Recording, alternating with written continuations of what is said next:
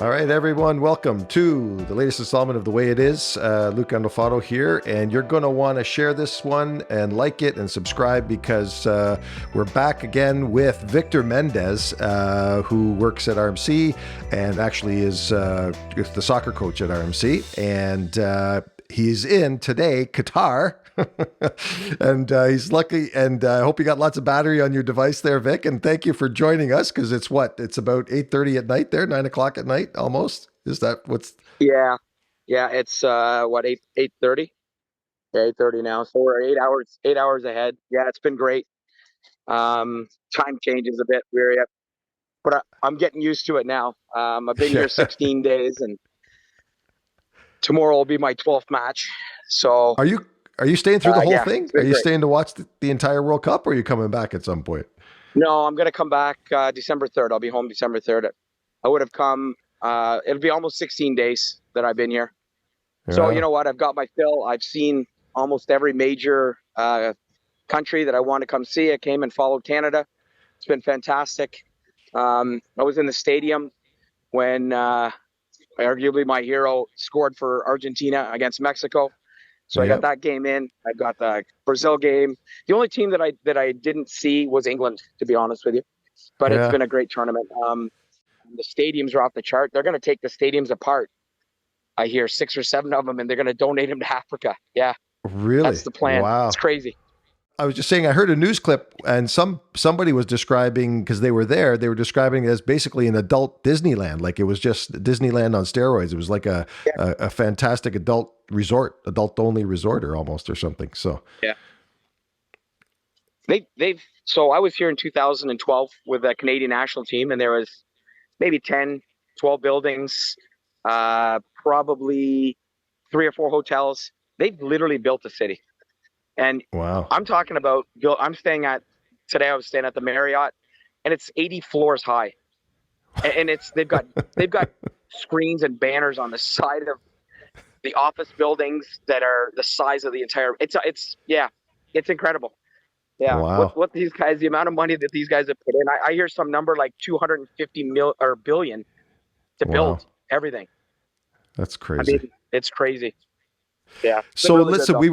we were chatting before we came live about obviously Team Canada, right? So they've played their last match today, and they got 2 goals in the tournament, but no results in terms of a draw or a win, Yeah. and they lost 3 games. And you were commenting that, I mean, everybody that first 70 minutes against Belgium, everybody was believing, and everybody thought that this was, wow, where did these guys come from? And I think they surprised a lot of people.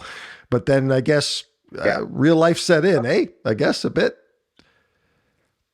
Yeah.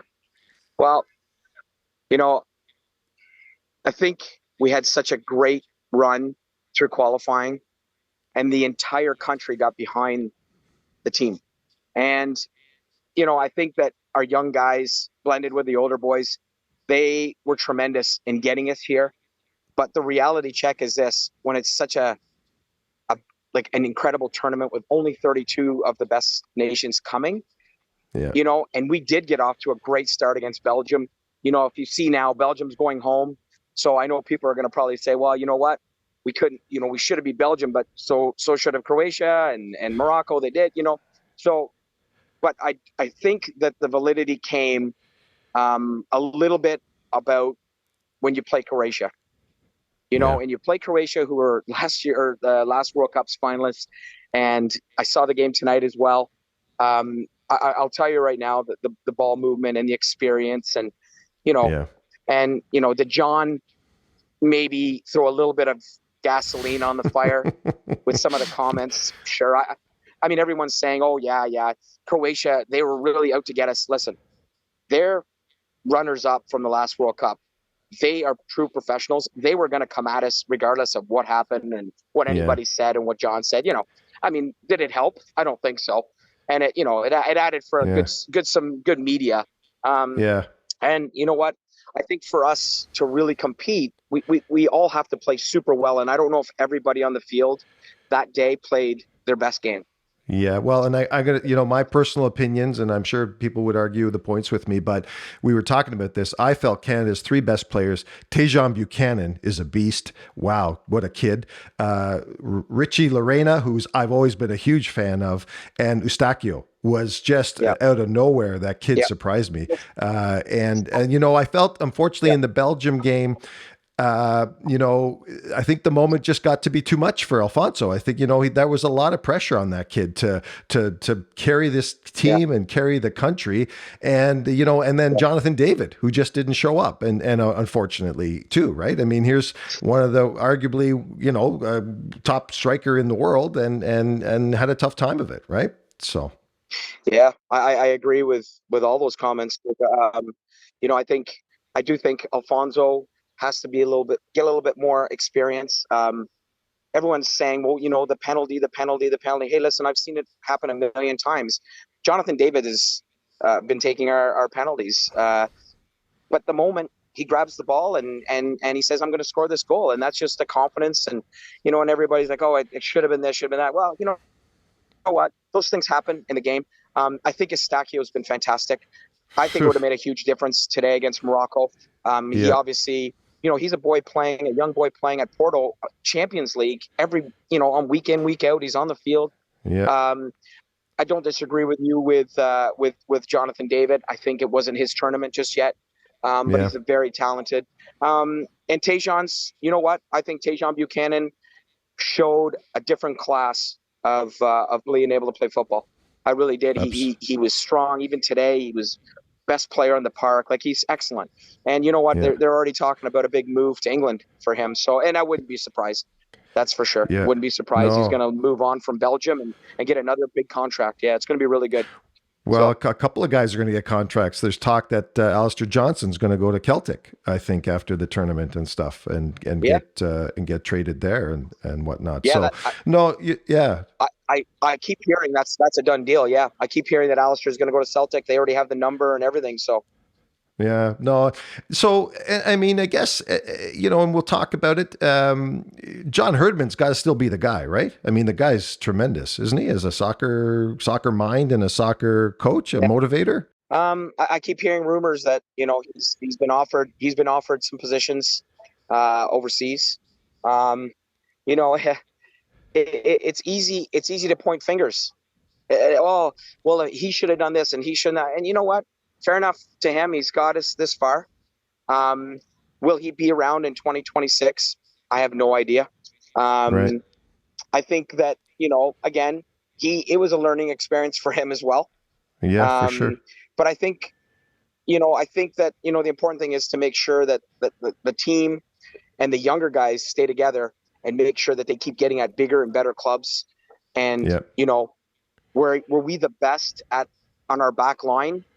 I don't think so. You and I think we've discussed this before. I think we really, at the center back position, I think we're lacking a little bit. Steven Vittorio's getting on in age. Kamal Miller still needs some more games. I think that's something that Canada Soccer will have to worry about and getting that. But, again, Alistair Johnson goes to Celtic and he starts playing every game. And in 3 years, he's one of the guys that maybe slots into a center back position. I don't know, maybe that's one of the solutions. And, the 20s are playing and the 17s are going to be playing. So. Yeah, no, and they've got some young kids coming off the bench. Anakube, I think, if I'm saying that right. I mean, he's a great Sam, young talent.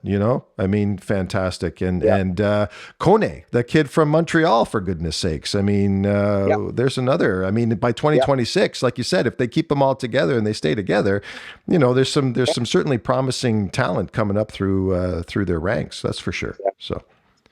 But you're right. Yeah, I think they definitely got to, I mean, it was that good mix of old and new, but definitely, the age showed its, and hey, no discredit to, sorry, what's the captain's name again? Atiba Hutchinson. No discredit to him whatsoever. The guy's a warrior. He's Canada's, Legend. warrior. Absolutely. You know what I'm saying? And Yeah, and give credit where credit is yeah, due. And the guy played his heart out. It always does, yeah, so no discredit whatsoever. But like you said, you get to this level, the difference between elite and not elite is just so it's, you know what I'm saying? It's razor yeah, thin sometimes, right? So yeah, 100%. Well, you've seen it. Like, look, Mexico's going home. Mexico, crazy. like powerhouse, they're gone. Belgium, number 2 team in the country, going home. This is you got 3 games to make, no mistakes. Did Argentina slip a little bit against Saudi? Yeah, I think that kind of woke them up. I don't know if that was the best thing for the tournament, Yeah. for other countries, because I think they were like, whoa, I guess we need to show up every single time, not just. Yeah.